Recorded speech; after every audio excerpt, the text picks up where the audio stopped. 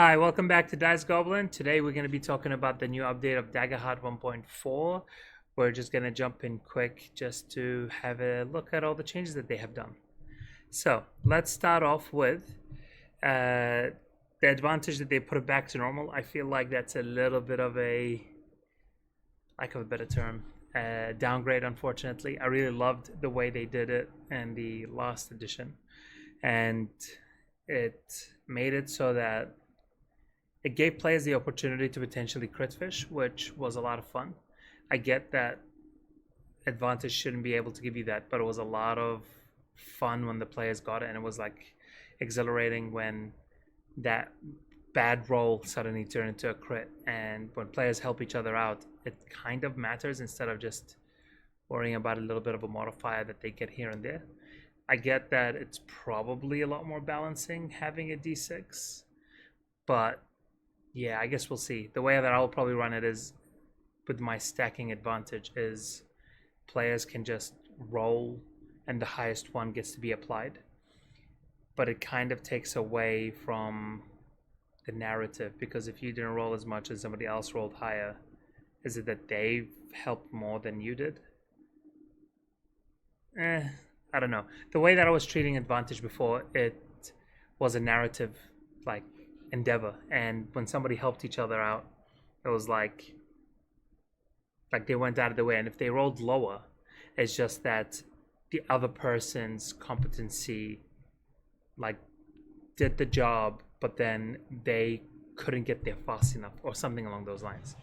Now it's just going to be, the help is always going to be bonus, which is great, but it's also if more than one person is helping because they really want this roll to succeed, it's going to get to that point where it's like, well, he rolled higher and I rolled a 1 and he rolled a 5 a 7 on a d6 and a 5, and therefore his help is going to be a lot more better than mine. Did I help just like a little tiny bit and then he helped the rest? I don't know. I guess I'll figure it out in the next couple of weeks as we test this thing. But there was a wonderful viewer who wrote a comment in one of my videos that I just loved, because the way I used to do my advantages, or purely like rolling the dice, people didn't have to declare their help action before the roll was made. It was after the roll was made, but before I confirmed the results. So they don't know what the value is that they need to hit, but then I'd always ask, hey, do you want to lock that in?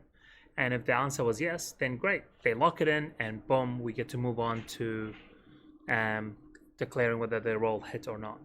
But then if they haven't asked, like if they haven't decided yet, what will happen is they look at the rest of the people on the table and it goes, actually, I've rolled really trash. Can I get a help, please?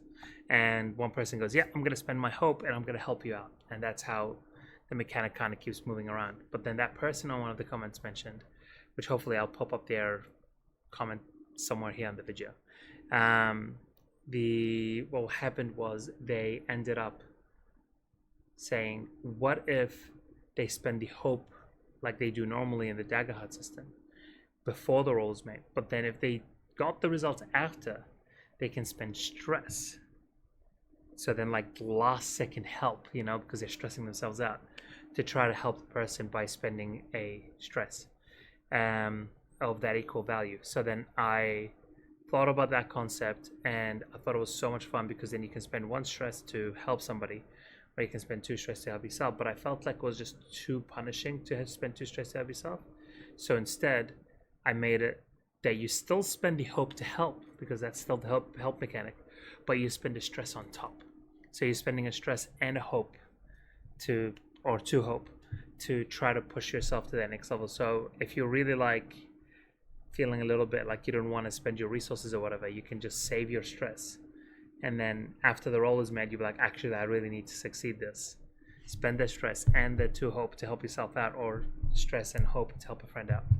And I feel like this is going to be a lot more dynamic in the context of like pushing players down to their 0, so to speak. But yeah, advantage is changed back to a d6, which is what it is. The way that I will probably go forward. Before, I was like, advantages stacks and disadvantages stacks, and they don't like clam on each other, because then creates a lot more dynamics. I feel like I'm going to use that as well. So if there's a disadvantage happening, I'm still going to roll it, and the advantage gets rolled. And then if the advantage didn't roll as high as the disadvantage, then it is what it is. The disadvantage was higher. And then if the advantage rolled higher than the disadvantage, then the advantage was obviously way better. And then that can narratively be described. So let's just say the environmental effect of the ground sinking as disadvantage as they're running to attack their enemy, but then he's helping his ally by letting him jump off his shoulder to leap off and attack him. And I rolled a 6 on the disadvantage and they rolled a 4 on the advantage. It's that dragging of the feet that caused the attack to like have less momentum by the time it got hit, or something along those lines. I think it's a wonderful process to have, but obviously I'm pretty sure that's not how they intended it in the actual rules book. Which is just like they cancel each other out as per all other systems like D&D and the like. Which is what it is, but the way that I prefer it is this way, which I think is be fun. Next is action rolls. They've just added more guidance, I guess, to action rolls and how you make them, and I believe it's in the context of what action economy does. So, for example, using an item or using certain abilities and attacks, that kind of stuff. And obviously they've done a whole bunch of other stuff there. Chapter 1. Adversaries, they've adjusted the flavor and mechanics, now have 2 features. Ancestries, apologies. Have now 2 features. And mixing ancestries now mixes and matches these features, which is awesome. I've actually already messaged that to them on like my first or second review of like my feedback that I've given to them. I was like, hey, I was working on a system myself and I was building all of these races and stuff, but I thought it would be the best to, when you have a mixed race, is when you have 2 features in each. And well, actually I had 4 features in each, and they would take 2 and 2, and they would pick and choose which of the 2 that they wanted to take. But in this context, it works because I was like, hey, you can have 2 features on each and then have them mix and match whichever the 2 features are, which is so good. This is going to be so much fun because now it's going to give more incentive for people to be mixed races, especially for the min-maxers out there like myself, where they're going to pick and choose exactly the racial features that they want instead of just, I guess this is how it's going to be or whatever. We'll go dive deep into those cards soon, but yeah, I'm super excited about that feature. They changed the minor thresholds, and it's kind of good. I love the concept of them giving the ability to do a level up mechanic of the minor threshold, because the people who want to be a tank that does just shrugs off damage at low level damages, I think that's cool. And if that's the kind of character you want to build, where there's such a badass tank that they take a 3 points or 4 points or 6 points of damage, and they were like, "What, you exist?" And then they smash them to the ground.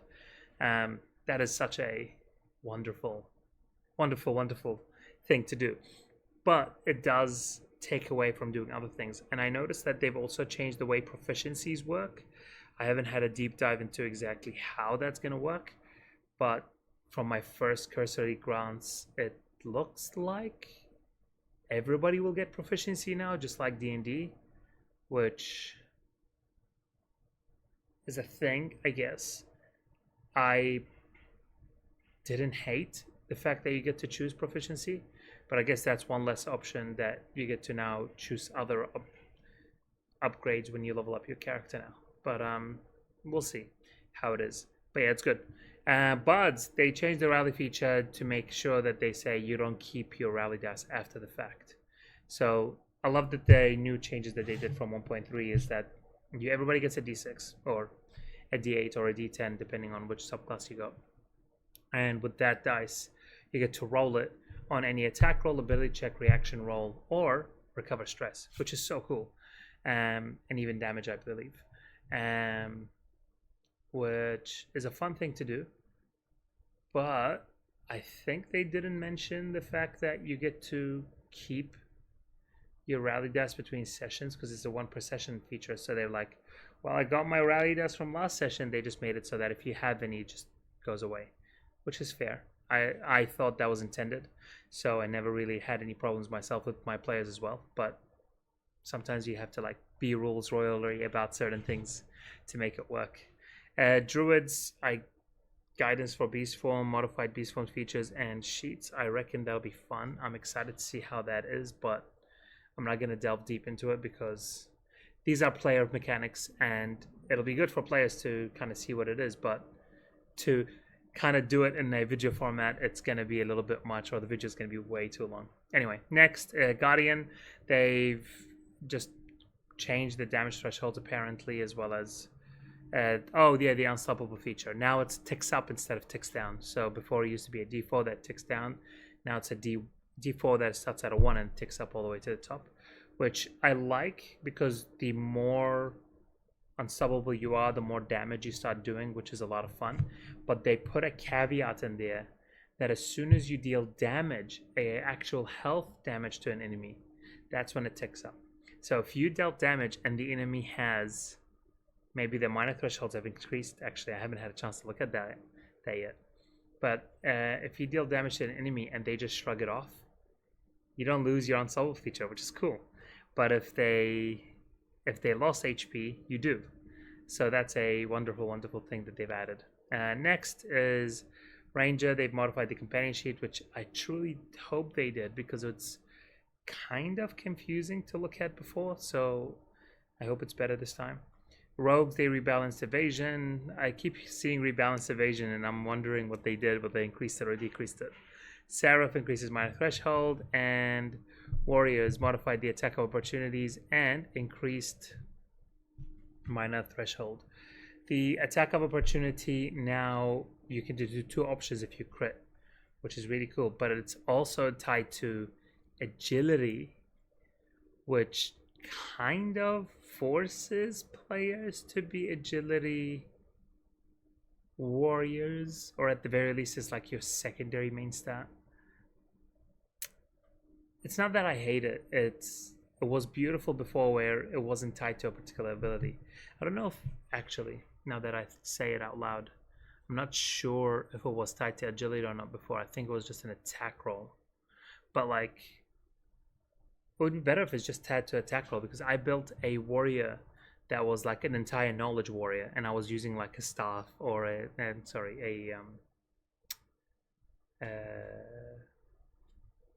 it's like the small stuff. I forgot what it's called. But anyway, like had range and everything and stuff like that on it, and it was completely viable, and it was doing like a ton of damage just because of the proficiency features that it had. And it was kind of cool, and it was a lot of fun. But yeah, it is what it is. We'll see how it goes. They've changed coins to make it a optional feature now, which it's an optional feature. I wasn't a big fan of the coin mechanic because it kind of just made it feel like you're just pinching the money like of everything, single thing that you're tracking. I love the kind of arbitrarily like tracking certain things without having to worry or delve deep too much into what you're trying to track with gold. But it kind of worked. I hated it, and I think if you see my old video, I wasn't a big fan of the coin mechanics that they did. But I tried it, and it kind of worked, and I hate that it worked because I was like very emotional about the fact that it wasn't like the right thing to do, and it was like not narrative. But it was actually kind of narrative the way how it all worked, and making it denominations of tens made it easy for things to be calculated without having to go too hardcore into maths. And so as soon as I said a bag of gold, everybody was like, that's 100 gold pieces, that's a lot of money kind of attitude. And also I love how a bag of gold feels like a lot of money, which is a lot of money, which is 100 gold pieces, but then in D&D it just feels like, oh yeah, I just have like $100 or the equivalent of like $1,000 or something, which is a lot of money, but it's not a lot of money, if you know what I mean, because there's items that are just ridiculously expensive. Anyway, like a health potion, you can buy 2 health potions with a bag of gold, which is insane. The way I do health potions in this system is 3 handfuls, which is 30 gold pieces, which means you can get 3 health potions with a bag of gold, and then you'll still have a handful left over. But that's just because I'm balancing it off the fact that there's a recipe that you can spend a handful of gold and a downtime action to get a minor health potion, which I was like, okay, then I'll just triple the cost because then they need their little profit of a handful. So yeah, that's basically what it is. Next, we're gonna go down to they just did general rules, domain cards, move, downtime actions have been clarified. Yes, they finally added that so then it becomes clear. It was so much confusion on the first two iterations that they did, where can you use the downtime action twice on the same thing? And the answer is now yes. I ruled it as yes because it just made sense for it to be yes, but it wasn't clear in the rules, which now it is. Action tracker now has clarifications. Level up have changed for all classes. How proficiency now increases with the tier and minor threshold increases has returned to options for all classes. We'll see. We'll see how it goes. I think it's fine. It means players are spending less level up options just to get like a little bit of a damage buff. I'm assuming it's just a damage buff unless they're going to start doing other stuff proficiency, but we'll see. They've clarified rules on armored characters, and they rebalanced a whole lot of equipment. I'm actually kind of keen, but I'm not going to do it in the video to see what they did with these, but it looks interesting. Running an adventure, I'm just going to skip over it because it's probably... Oh, that's amazing. Oh, and that's right. I heard that they gave critical success on attacks, which apparently just adds in a fear token. It's not the most OP critical attack. You're not taking more damage, but getting that extra fear is just salt on the wound after that, you know? But it's great. And I'm curious to read this section because I wonder what they're going to do with the TPK concept. But yeah. Adversaries and environment. They've adjusted all tier 0 adversaries and a whole bunch of other things, and they've added an environment section, which I think is going to be fun. I'm gonna read it, but I feel like it's just gonna be added stuff to what we're gonna be talking about. All right, then it's gonna be cards and stuff. Let's go. Alrighty then. That's gonna be a bit. Yeah. Okay. All right, they've done the two different features. So if you ever get a dual ancestry, you can pick and choose which one you want. So either the Fearless or the Dread Visage, which is so cool. I love it. So Fearless, when you roll with fear, you can mark 2 stress to make it as a hope instead, which is such a powerful ability. But it's not for the Guardians and any class that uses stress as their core mechanic. And Dread Visage advantage on rolls to intimidate hostile targets. Dwarves, well, hostile target. Before it was specifically races that are not daemon. Now it's just hostile targets. That is a buff now. Interesting. Dwarf, increase fortitude. You can spend 3 hope to half the incoming damage of a physical damage. They've removed once per session feature. Let's go. Now it's actually worthwhile taking because hope is such a like fluid resource that I feel like this is worth it. That's good. That's good. I love it. Thick skin. Whenever you permanently increase your proficiency, you also increase your minor threshold at the same amount. Oh, that's good. That's a good one. See, because I love my tanks, and I'm going to be playing a long-term campaign, which is going to be awesome, on Friday nights starting next week, not this week. And I'm building a character or a Guardian class, and I'm kind of building him in a way to be just like pseudo the ultimate tank. And now I might actually dip into having a dwarf as my ancestry just because of the thick skin feature. So good. Anyway, giant. You gain additional hit points slots at character creation, and you have reach. Very good, very good. Elf, you got celestial trance. During rest, you can drop into a trance to make an extra downtime action move. Yes, so good. I'm glad that they took that from the community feature and put it here. That's a beautiful, beautiful thing to do. Well done. And they removed the thing where you get to roll d8s and then you do this and you do that, which honestly, this is way better. This just having an extra downtime move is just so much better, because on those moments where you just want to work on your downtime actions and you're like semi relatively healthy, just spend 3 actions. Just go boom, boom, boom. It's gonna be good. Quick reactions. You can mark a stress to take advantage on reaction rolls. So good. So wait, does that mean... I think that's just a d6. I think it's just d6. Alright. Human, high stamina. Take an additional stress slot at character creation. Very nice. Adaptability. When you fail a roll that utilizes one of your experiences, you can mark a stress to reroll, but you must take the new results. Amazing. Sturdy. When you use armor, roll a number of d6s equal to the armor slot you should mark. For every resolve 6, don't mark an armor slot. Oh.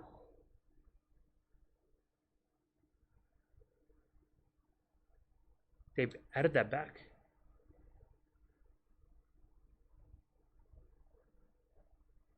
And they've done it in a way that every time you use an armor slot, you get to roll for it. So it's effectively the which we'll get to eventually, the Furbolg feature of like stress mechanic, but this is for armor, which having a half Furbolg, half orc, oy, that could be my build actually.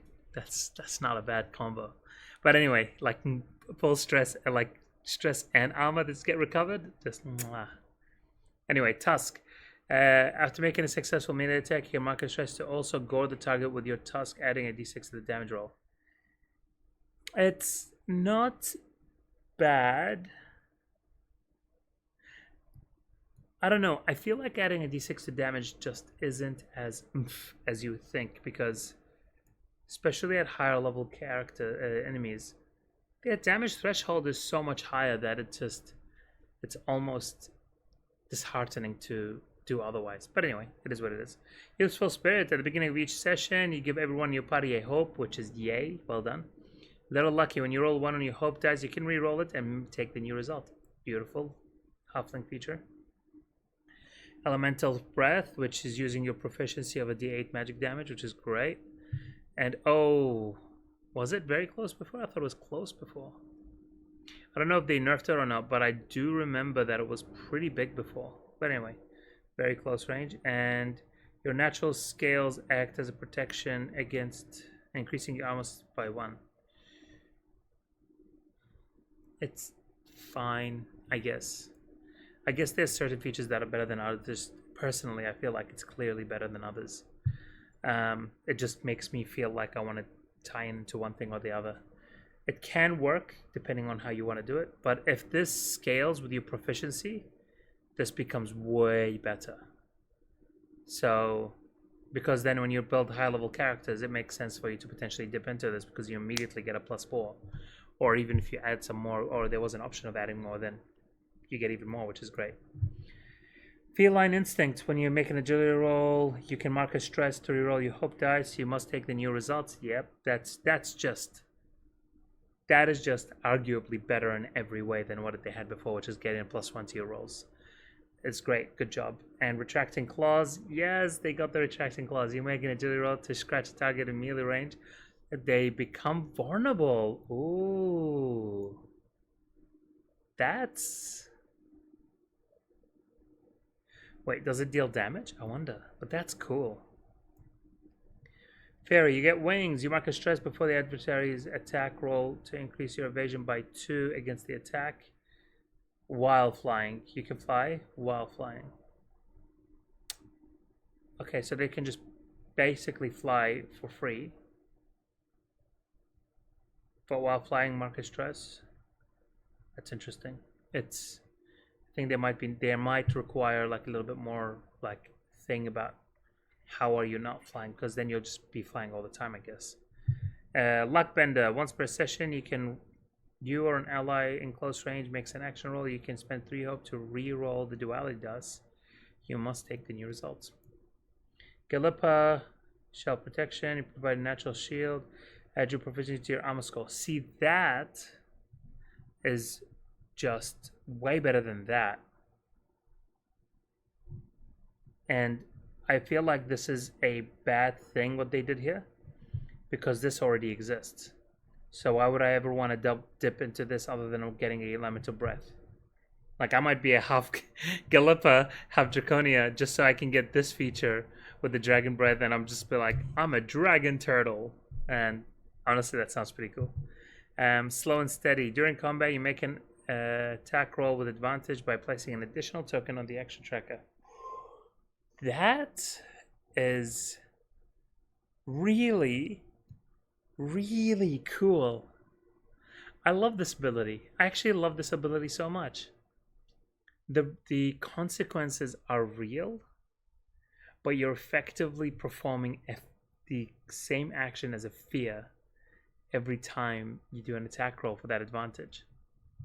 But it's so worth it in certain situations. I love it. This is so cool. This is a cool concept. Goblin, danger sense. Once per short rest, you mark a stress.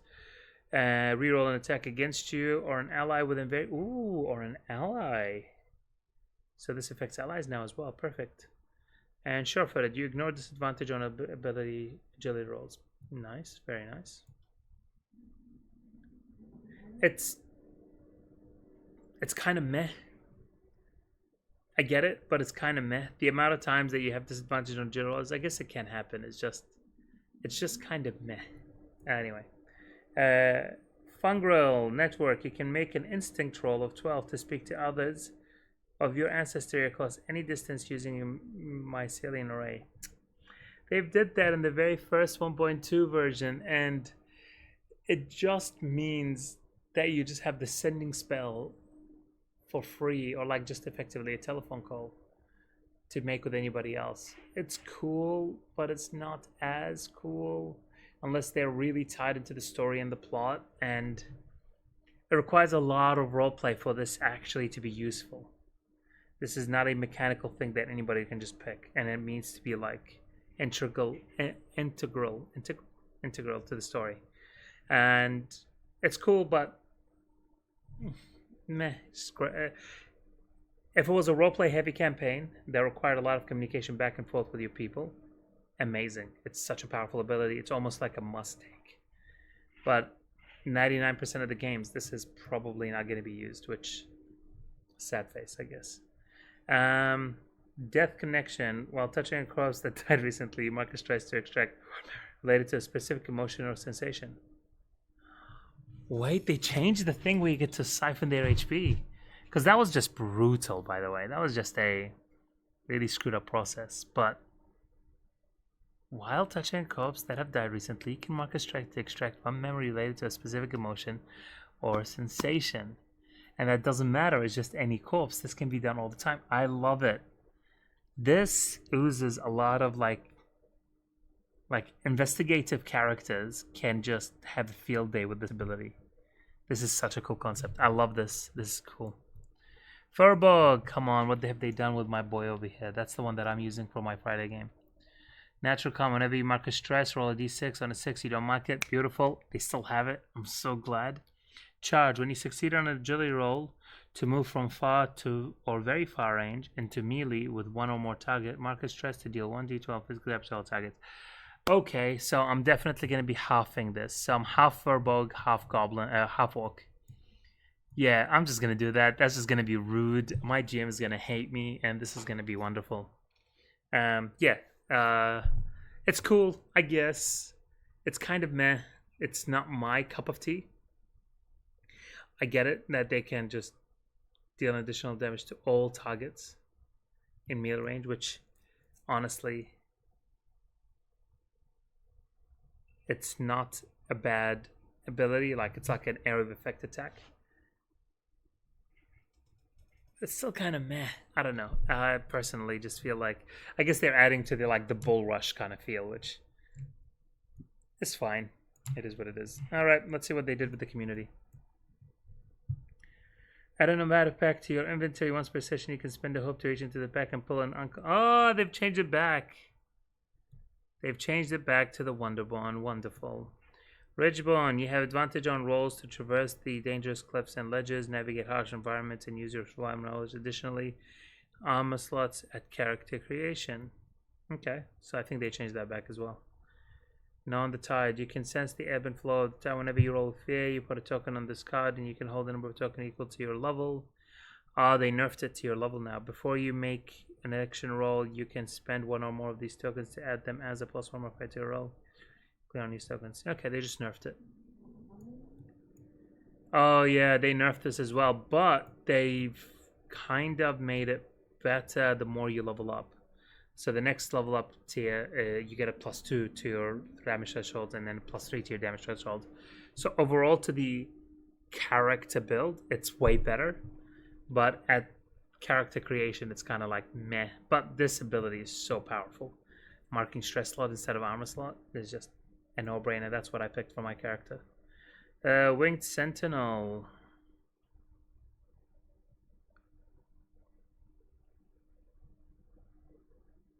Oh, you can just fly now. You don't have to spend a hope to fly, and then after you roll a fear, you don't fly anymore. Beautiful. And you can just spend a hope to do it, and then mark a stress to the additional damage. Beautiful. Yes, yes, yes. They've just done this a service. Well done. Syndicate. You may not have somebody giving them a name. Choose one of the following. They owe me a favor, but they will be hard to find. They will going to ask something in exchange. In a great deal of trouble. They used to be together, but a long story. They don't part on great terms. So I think they just added that last line.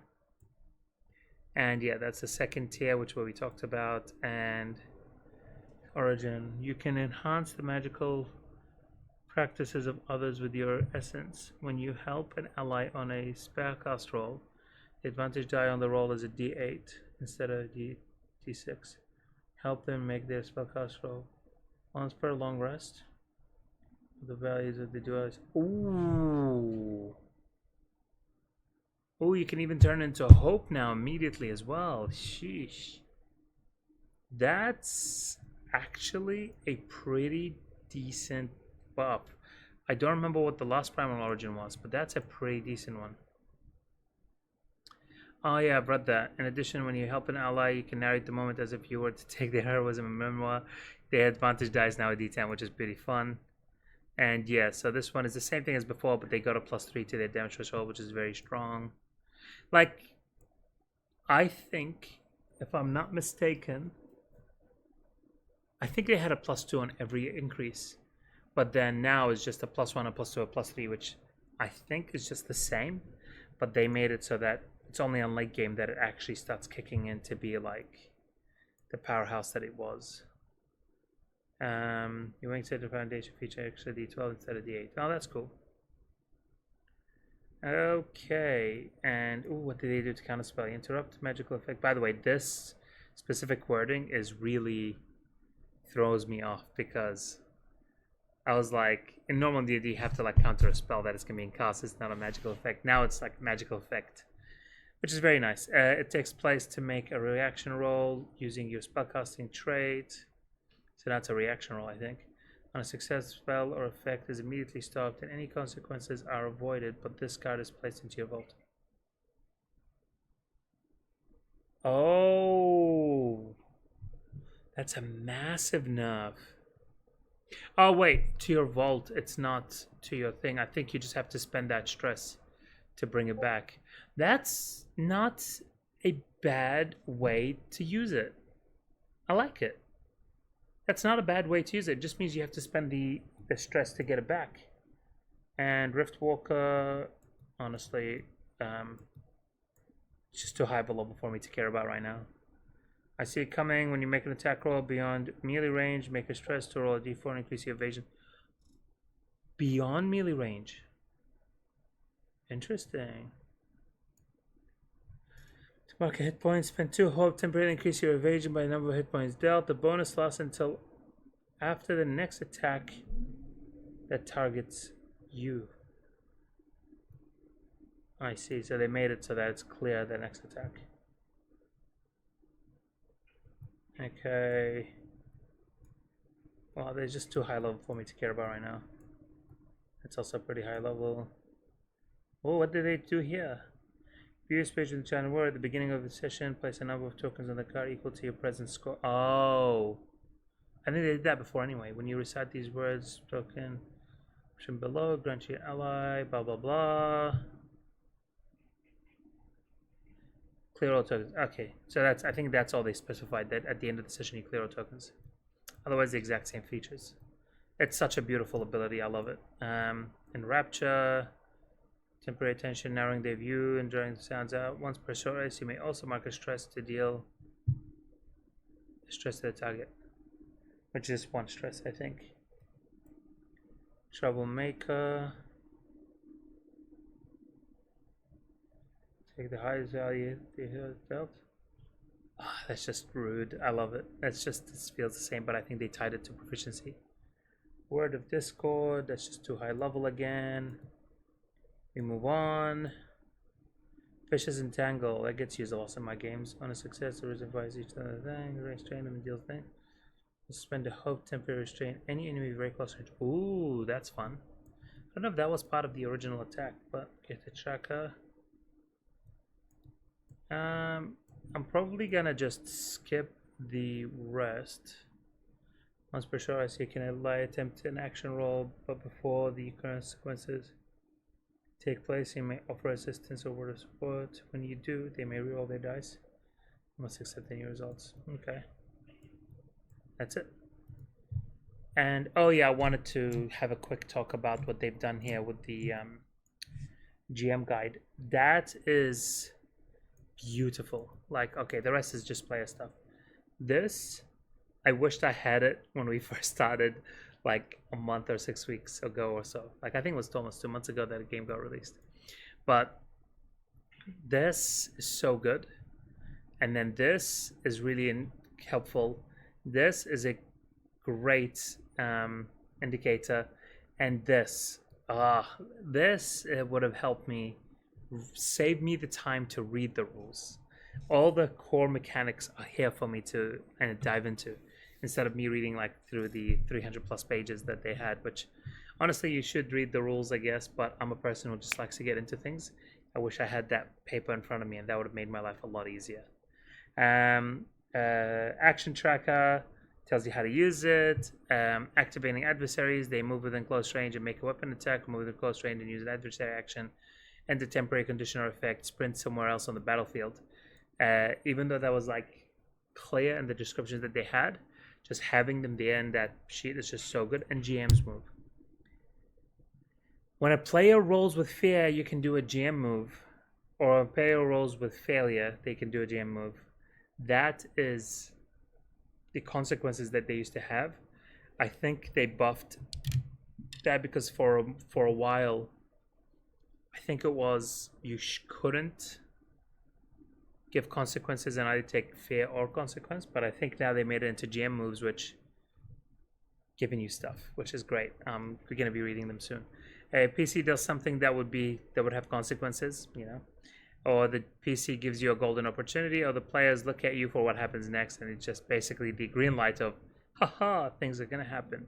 Show how the world reacts, okay, and ask a question to, or build on the answer.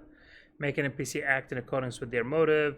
Lean on the character's goal to drive them to action. Signal an imminent off-screen threat, which I love how they gave examples.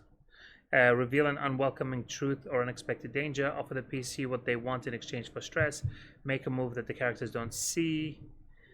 Force the ground to split up. The group. The ground. I was like, wait, what? The group to split up, which is interesting. Show the cost of collateral damage. Make a character mark a stress or a consequence of their actions. Make an attack. Whoa, interesting. You can just make an attack as a consequence. That's cool. Spend an action token to activate an adversary environment, of course. Capture someone or something important. Use a character's backstory to take story against them. Let's go. My favorite thing to do. Take away the opportunity permanently. Oh, that's cool. I like that. I like that option. But yeah, and basically they changed some stuff, I guess, just clarification and whatnot, etc. But overall, I love what they did with this new update. This is how the gold looks now. I feel like it's a little less clutter than before. The way that I do gold nowadays is gold, just like normal, just to give the characters have a feeling like they have something. But handfuls is the one that usually goes through. Handfuls and bags, and then if you have 10 chests, you'll have a horde. So I love the horde. I kept it from the beginning because I don't know why they didn't have chests anymore, because I love the chest concept. But I made it so that's 10, 10, 10, 10, 10, which realistically speaking, 10 chests is 10,000. 10,000 gold pieces is a horde. I feel like that's a horde. That's almost like a mountain of sorts. But yeah, that's overall the what we have here in store. Hopefully you enjoyed the video. Give us a thumbs up and a subscribe if you're interested in seeing more. Hopefully I'll be releasing a video soon talking about some more comparison between D&D and Daggerheart. Catch you around in the next video. Thank you so much for watching.